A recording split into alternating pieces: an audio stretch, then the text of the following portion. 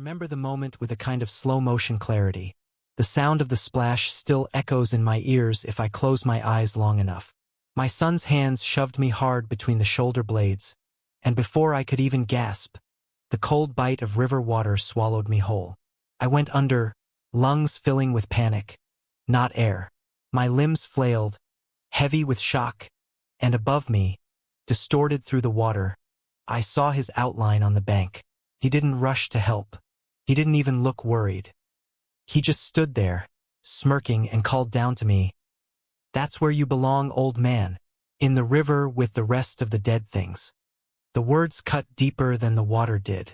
My own flesh and blood, the boy I'd taught to fish in that very river, the one I'd carried on my shoulders across that same current when he was too small to wade it himself. Now he wanted me gone, washed away like driftwood. But I didn't drown. My fingers found a jagged branch jutting from the bank, and with every ounce of strength left in me, I pulled myself up, coughing, shivering, water streaming from my hair and clothes. I stood there on the muddy shore, chest heaving, watching my son walk away as though he had settled something once and for all. I didn't call out after him. I didn't curse him. I just stood there, silent, letting the river's chill seep into my bones, because I knew something he didn't. Betrayal like that doesn't end in a single moment. No, betrayal plants a seed and seeds grow. That night, back in the small, drafty house that I still called home, I sat at the kitchen table with a towel over my shoulders and the floor wet from my dripping clothes. I replayed his words, his laugh, that smug walk back up the bank. And then I smiled, a thin, bitter smile. I'd survived the river. Now it was my turn to teach him what survival really meant. And I already had the beginnings of a plan. I didn't sleep that night. My body was tired, of course. Every joint ached from the struggle in the water, but my mind burned too hot to let rest in. I sat at that scarred old kitchen table, staring at the grooves carved by years of family dinners. Bills spread across its surface, birthdays and arguments alike etched into the wood. All the moments that made us a family. And now, the moment that had ended it. The river smell still clung to me, damp and sour. I poured myself a glass of rye, let it burn its way down, and thought about the boy I had raised. My boy who once held my hand so tightly on his first day of school. My boy who begged me to teach him how to swing a hammer, how to build things, how to fight off the world. Somewhere along the way, that boy had vanished, and in his place stood a man who thought I was nothing but a burden. But here's what he didn't understand. Age doesn't mean weakness. A father knows things his son doesn't, not just about the world, but about him. Every habit, every fear, every reckless mistake he thought he'd hidden. I knew them all. And if he thought I'd fade quietly into the river, he hadn't inherited my blood the way he believed. Around 3 in the morning, I went down to the basement. The air was cool, thick with the smell of concrete and oil. I opened an old metal cabinet, the one I hadn't touched since Margaret died. Inside lay the things I'd saved, not out of sentiment, but because I've always believed a man should be prepared. Paperwork, old tools, a few favors I never called in. My son thought I had nothing left. He was wrong. I pulled out a leather folder. Inside were copies of documents he never knew I kept. Debts he tried to hide, business dealings that stank of desperation, and proof of every lie he'd ever told his wife about money. I didn't gather them out of spite back then. I gathered them because I saw the cracks forming, and a father always prepares for the storm he knows is coming. The storm had arrived. By dawn, I had a plan forming. Not a wild, angry reaction, no. Revenge, to be worth anything, has to be deliberate, patient, sharp as a blade and just as clean. When the sun crept through the blinds, I stood at the sink, looking out at the quiet street. The world was waking up, unaware that by the end of the month, my son's world would be something entirely different. I dried my hands on a towel and whispered to myself, "You put me in the river, boy. Now let's see if you can swim." I began with silence. That was the first step. No angry phone calls, no visits to his house, no confrontation. Silence is heavier than shouting. Silence makes people wonder. And my son, proud as he was, couldn't stand wondering. 3 days passed without a word from me. On the fourth day, I went to town and paid a visit to an old friend of mine, Howard, who worked at the county clerk's office. Howard owed me a favor from way back, when I helped him cover up a mistake that would have cost him his job. He remembered. He always remembered. "Howard," I said, laying the leather folder on his desk, "I need copies certified, and I need them quiet." He looked through the pages, bank statements showing money siphoned from his wife's account, overdue credit cards, a business loan he'd signed using my name as co-signer without ever telling me. Howard whistled low. "Your boy?" he asked. I nodded once. He didn't ask anything more. 10 minutes later, I had what I needed. Official papers, stamped and sealed, the kind that carry weight when the time comes. The second step was watching. I parked my old truck near his office 2 afternoons in a row, sat there with a thermos of coffee, and just watched him come and go. He laughed with friends, carried himself tall, like a man whose world was untouchable. But I noticed the small things. The way he lingered too long before walking into the bank. The way he checked his phone constantly, his face tightening at whatever message came through. The cracks were widening. On the 7th day, I called him. My voice was calm, steady. "Son," I said, "you free this weekend?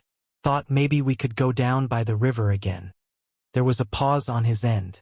I could hear him breathing, then a laugh, quick and forced. "The river, huh? You sure you want to go back there, old man?" "I'm sure," I said. "I'll bring the bait. You bring the beer." He agreed, though I could tell he didn't like the idea. He thought the silence meant I'd given up, that I'd tucked my tail between my legs. But what he didn't understand is this. When a father chooses to act, he never acts halfway.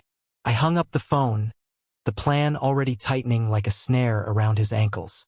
And as I stood there in my kitchen, staring at the river mud still stained into my boots, I whispered, "This time, boy, it won't be me struggling to breathe." Saturday arrived gray and heavy, clouds sagging low over the riverbank. The kind of day where the air feels damp even before the rain begins. I rose before dawn, brewed myself a pot of black coffee, and sat at the table, staring at the documents spread before me one last time. They were neat now, tucked into an envelope sealed tight. A man doesn't walk into battle unprepared. By mid-morning, I drove my old truck down the winding dirt road toward the river. That place carried too many memories, most good until last week. My boy was already there when I pulled up, leaning against the hood of his shiny SUV, a cooler at his feet. He looked relaxed, but I could see the nervous flicker in his eyes when he spotted me. "Well, look who decided not to drown after all," he said with that smirk I'd come to hate. I just nodded, walking past him to the old picnic table that sat crooked near the water. "Brought the bait," I said, setting down the tackle box. "You bring the beer?" He popped open the cooler with a flourish. "Of course. What's a fishing trip without a little buzz?" We sat there side by side, casting lines into the sluggish water. For a while we didn't speak. Just the sound of the current and the occasional splash of a fish breaking the surface. I let the silence stretch, knowing he couldn't stand it for long. Finally, he cleared his throat. "So, you're not mad about the other day?" I reeled in slowly, keeping my eyes on the water. "Mad? No. But I don't forget things, son. You should know that." He shifted uncomfortably. "Come on, Dad, it was a joke. You took it too seriously. I didn't mean anything by it." I turned then, met his eyes, and held his gaze until I saw the smirk falter. "You meant it." He looked away, cracking open a beer. His hand shook just slightly. That was when I knew. He was already uneasy, already waiting for the hammer to fall. And I hadn't even started. I reached into my jacket, pulled out the envelope, and slid it across the weathered wood of the picnic table. He frowned, setting down his beer to pick it up. His lips moved silently as he read, his face draining of color. "What is this?" he asked, his voice sharp. "Proof," I said calmly. "Proof of what you've been hiding. From your wife. From your bank. From me." He flipped through the pages, panic creeping into his features. "Where did you? How did you? Doesn't matter how. What matters is that I know. And now you know I know." He slammed the papers down, glaring at me with a mix of fear and fury. You wouldn't do this to your own son. I leaned back, letting the river's chill air wash over me. You threw me in that river, boy. Told me that's where I belonged. Now tell me, where do you belong? The question hung between us like thunder waiting to break. He opened his mouth to respond, but no words came. His hand twitched toward the cooler, not for a beer this time, but for something else I suspected he'd hidden there. And in that moment, I realized the real fight hadn't even started yet. The way his hand hovered over that cooler, I knew he wasn't just reaching for another beer. My boy's eyes had that wild, cornered look, the kind I'd only ever seen once before, when he was 16 and I caught him sneaking out with a neighbor's car keys in his pocket. Back then, a stern voice and a firm hand had set him straight. But this was a different man. A man who thought his own father was in the way. He lifted the cooler lid with a slow, careful motion. I kept my gaze steady, hands resting flat on the table as though I hadn't noticed. And there it was, the gleam of cold steel wrapped in a towel. A revolver. Not new either, looked like one he must have bought off someone who didn't ask questions. You think you're clever, he said, his voice trembling between anger and fear. Digging through my life, bringing this garbage to me. But you don't understand, Dad. You've had your time. This world, it belongs to me now. He set the gun on the table, still half wrapped in that towel, like a snake waiting to strike. I didn't flinch. Instead, I reached into my jacket pocket and pulled out something of my own. Not a weapon, just my old flip phone. I set it beside his revolver, the two objects sitting there like choices in a game. What's this? He sneered. Insurance, I said quietly. See, while you've been busy trying to figure out how to bury me, I've been making sure the world knows what kind of man you are. Everything in that envelope, copies, sent already, to your wife, to the bank, to the police. And if anything happens to me, son, anything at all, that phone makes sure the rest gets out. He froze, his hand hovering over the gun but not quite touching it. His bravado cracked then, just a flicker, but I saw it clear. Fear. The first taste of it. You wouldn't, he whispered. I already did. The river moved slow behind us, its surface dull and gray. For a long moment, it felt like the whole world held its breath. Then he shoved the revolver back into the cooler and snapped the lid shut. His shoulders slumped. His jaw clenched so tight I thought his teeth might crack. You think you've won, he spat. I leaned closer, my voice low and steady. No, son. This isn't about winning. This is about teaching you something you should have learned a long time ago. You don't betray the hand that raised you. You don't spit on the man who kept a roof over your head. And you sure as hell don't throw your father in a river and expect him not to climb back out. He looked at me then, eyes full of something I couldn't quite read, anger, shame, maybe even a trace of the boy he used to be. But he said nothing. I stood, picked up the tackle box, and walked back toward my truck. Left him there with the cooler, the papers, and the weight of what he'd just learned. The fight wasn't over. Not by a long shot. But now the balance had shifted. He knew I wasn't the helpless old man he thought I was. And as I drove away, the rain finally broke, pelting the windshield hard and steady. I smiled to myself, whispering, let the storm come. I'm ready for it. The days that followed felt like the quiet before a storm. I kept to my routines. Coffee at dawn, walks to the post office, evenings in my worn recliner. But under that calm was a constant tension, like waiting for a door to burst open. I didn't have to wait long. On the third night after our meeting by the river, my phone lit up just past midnight. Unknown number. I let it ring twice before answering. You think you're clever, his voice hissed through the line. Sending copies, making threats. But you don't know me anymore, Dad. You don't know what I'm capable of. I leaned back in my chair, my voice steady. I know you better than you know yourself, boy. Every move you make, I'll see it coming. He laughed, sharp and hollow. We'll see about that. The line went dead. The next morning, I found my mailbox hanging open, letters scattered across the dirt like leaves.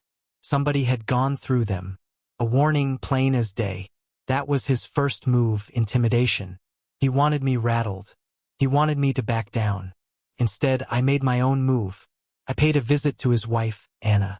She opened the door with tired eyes, a baby on her hip and suspicion in her voice.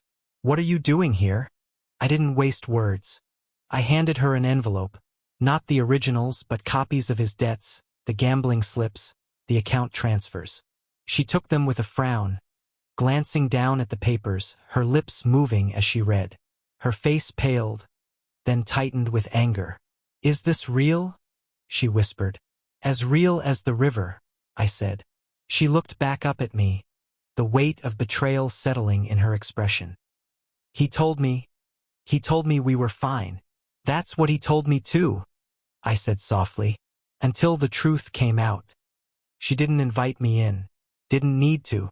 I saw the spark in her eyes, the beginning of something my son had never expected. Doubt from the one person who still stood by him. That night I knew I had struck the right nerve, because just after dark, I heard the crunch of tires on gravel outside my house. Headlights cut across the living room wall. His SUV. I stood slowly, heart steady, and reached for the envelope still waiting on my table. The last weapon I hadn't used yet.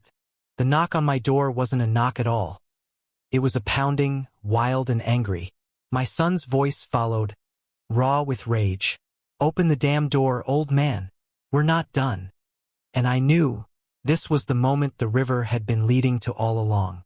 The pounding rattled the frame of the door, each blow louder than the last. I didn't rush to answer. Instead, I let him stew in his own anger, let the cold night air creep into his bones. When I finally turned the deadbolt and opened the door, I made sure my face was calm, almost bored. He stood there, hair wild, eyes bloodshot, his shirt half untucked like he'd driven straight from a fight.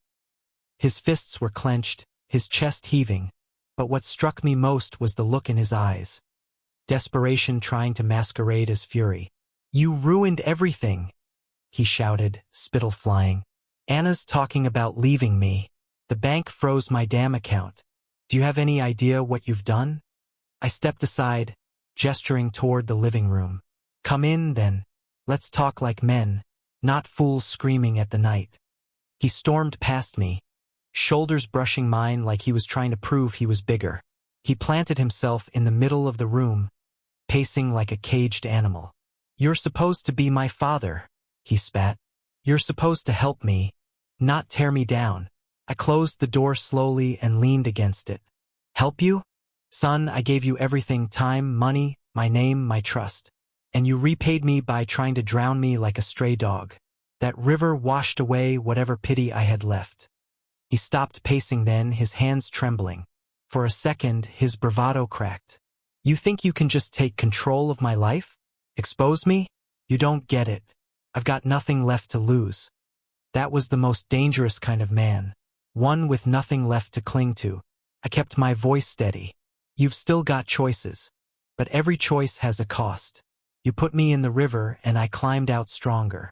If you try again, you'd better make sure I don't walk away. Because if I do..." I tapped the envelope on the table. "This time, there'll be nothing left of you." He stared at it like it was a snake ready to strike. Then he lunged. His hand snatched the envelope, paper spilling across the floor as he tore it open. "You think this scares me?" he snarled. "These are just words on paper." But I had been waiting for that moment. I reached for my phone, pressed one button, and set it on the table where he could see the red light blinking. "Not just words," I said quietly. "A recording. Of you. Right now. Every threat you've made. Every lie you've admitted. Going straight to Anna. Straight to the bank. Straight to anyone who matters. Tear up the papers all you want. This time, the evidence speaks for itself." He froze, his chest rising and falling like a bellows. His eyes darted from the papers on the floor to the blinking light, and for the first time since that riverbank, I saw it clear as day: fear. And in that fear, I saw my opening. He moved fast, faster than I thought he could. His arms swept across the table, sending the phone clattering against the wall, the red light blinking out as it hit the floor. Then his hands were on me, shoving me back against the door just like he had at the riverbank. His face was inches from mine, hot breath and wild eyes. "You think you're in control?" he growled. "You're nothing, old man.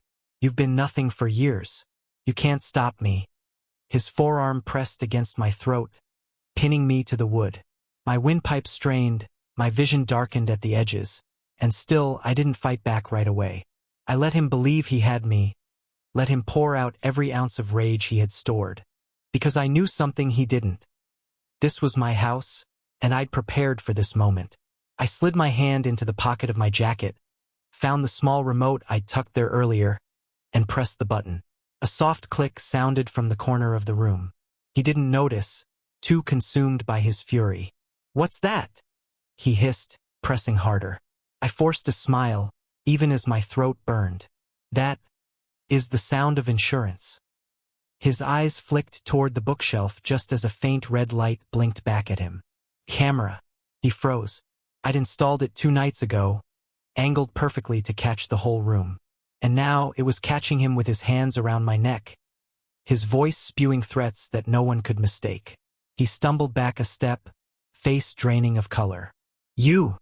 I straightened slowly, rubbing my throat, my breath coming back in ragged gasps. "You see, boy, you taught me something when you threw me in that river. You taught me that mercy only invites betrayal. So I stopped giving mercy. Every move you've made since that day, I've been 2 steps ahead. This house? It's a trap, and you just walked right into it." He backed toward the cooler he'd dragged in with him, fumbling at the latch. Desperate, panicked. I didn't stop him, not yet. I wanted him to feel the weight of his own undoing. "You think you can ruin me?" He spat, pulling the revolver free again, his hand shaking so hard the barrel wavered. "I'll end this right now." I took 1 step forward, slow and deliberate, eyes locked on his. "Pull that trigger, son. Go on. But know this, the moment you do, that camera sends everything straight to the police. And when they come, they'll find your debts, your lies, your gun, your threats, and they'll know exactly who you are." The gun shook harder. His finger hovered over the trigger, but his eyes, those eyes told me the truth. He wasn't ready. Not for this. I lowered my voice, almost a whisper. "The river gave me back my life. Now I'm giving you one last chance. Choose wisely." And in that thick silence, with the rain hammering against the windows and the red light blinking steady from the corner, he had to decide whether he was his own man, or the coward I'd already proven him to be. His hands trembled so violently the revolver rattled against the cooler lid. He wanted to pull the trigger. I could see it in his eyes, but the fear of what came after had him frozen. The camera's little red light pulsed steady in the corner, like a heartbeat reminding him he wasn't in control. Finally, with a guttural curse, he dropped the gun back into the cooler and kicked it aside. His shoulders sagged as though the weight of his own choices was finally pressing him into the floor. "You've ruined me," he muttered, his voice hoarse. "Anna's gone. The bank's on me. And now this damn video." I bent down slowly, picked up my phone from the floor where he'd knocked it earlier. The screen was cracked, but it still worked. I tapped once, and the camera in the corner gave a faint beep. Secure. Backed up. Safe. "You ruined yourself," I said evenly. "All I did was shine a light on it." He stared at me, jaw clenched, eyes wet but defiant. "So what now? You hand me over to the cops? Let everyone watch me crash and burn?" I stepped closer, close enough that he could see I wasn't shaking, close enough he could smell the old river mud still clinging to my boots. "No, son. That's too easy. Prison would be a relief compared to what's coming." He swallowed hard. "What do you mean?" I leaned in, my voice low. "You'll watch it all fall apart, piece by piece. Anna will leave because she'll know what you are. The bank will take the house. Your so-called friends will scatter the second they realize you're poison. And every time you close your eyes, you'll wonder if tomorrow's the day the rest of that evidence surfaces." His lips trembled. You wouldn't drag it out like that." I straightened, my expression cold. "I already have." For the first time in his life, he looked small in front of me. Smaller than the boy who used to grip my hand on the way to school. Smaller than the teenager who once begged me to forgive his mistakes. Just a shell of a man, stripped of his pride and left with nothing but fear. I turned toward the door, pulling on my coat. The river almost took me, son. But it gave me something back, clarity. You wanted me gone. Instead, I'm more alive than I've been in years. And you'll spend the rest of your days drowning in air. I opened the door and stepped into the storm. The rain soaked my shoulders instantly, cold and heavy, but I welcomed it. Behind me, I heard him sink into the chair, a broken sound escaping his chest. The night swallowed me up as I walked to my truck, the headlights carving through sheets of rain. Revenge wasn't about ending him with a single blow. No, revenge was about letting him live with what he'd become. And as the engine growled to life, I knew this was only the beginning. The storm raged all through the night, and I thought maybe that would be the end of it. My son broken, cornered, left to stew in his own collapse. But men like him don't go quietly. By the time dawn touched the sky, I knew he'd try something desperate. And he did. I was standing at my kitchen sink the next morning, pouring coffee, when I heard the crunch of tires again on my gravel drive. I didn't move to the window. Didn't need to. I knew it was him. The knock that followed wasn't rage this time. It was softer, slower, almost pleading. Dad! His voice called through the door. Please just talk to me. Please. I let him wait there in the drizzle for a long minute before opening the door. He stood on the porch, rain dripping from his hair, eyes swollen from a night without sleep. He looked less like a man and more like a boy who'd finally seen the cost of his choices. I can't lose everything, he whispered. I'll do whatever it takes. Just give me one more chance. For a moment, I almost saw the son I remembered. The boy with scraped knees, the boy who once begged me not to be mad when he broke a window with a baseball. For a moment, my heart wavered. But then I remembered the cold slap of the river, the sound of his laugh as I choked on water, and his words, "That's where you belong, old man." I stepped aside, letting him in. He sagged into the chair at the table, head in his hands. "I'll change," he said. "I'll fix it. I'll work. I'll pay it back. I set my phone on the table between us, the screen glowing faintly. His head lifted, his eyes narrowed. "What's that?" I didn't smile, didn't raise my voice. "That," I said, "is the last chance you'll ever get. Everything you've done is in this phone, every recording, every document, every threat. And it's ready to go out with one touch. You want another chance? You earn it. Not with promises. Not with words. With action. You work. You sweat. You crawl out of the mess you made, brick by brick. And I'll be watching." His lip trembled, his fists clenched. But then, for the first time, his shoulders slumped in surrender. "All right," he whispered. "I'll do it." I leaned back, eyes never leaving his. "Good. Because if you don't, son, the river won't have to take you. The world will." The rain beat against the windows, steady and relentless, as if to seal the words. And there we sat, a father who refused to drown, and a son who had to learn what it meant to keep his head above water. The fight wasn't over. Maybe it never would be. But one thing was certain. From that day on, he'd know exactly where he belonged. And it sure as hell wasn't above me.